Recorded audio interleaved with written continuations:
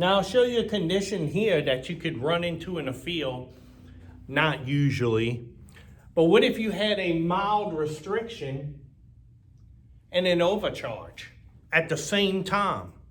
It's overcharged with a restriction. Somebody went up to it and said, oh, the evaporator's frozen, needs Freon in the system.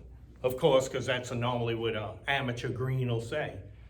He'll say, oh yeah, well, so he automatically starts putting Freon in there. Well, he could actually almost bring it back to normal in certain cases. The low side, just like a cap tube, reacts to an overcharge by just forcing more Freon through it. If you have a restriction and you force more Freon through it, the low side might almost become normal again, depending on the condition. This is theoretical. The head pressure, of course, with more Freon in it, you put more air in the tire, you're going to drive the head pressure up and cause it to work harder. So you're going to have these two conditions.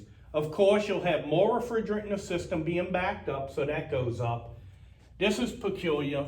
Your superheat was higher with the restriction, but because you're forcing more refrigerant in it, it could almost start to become normal alongside with your delta T. So if you have low pressure and someone thinks it's an undercharge, but it's a mild enough restriction, you may overcharge the system and almost get a normal outcome. That's something you may see in the field. I've never seen it, but theoretically that could happen.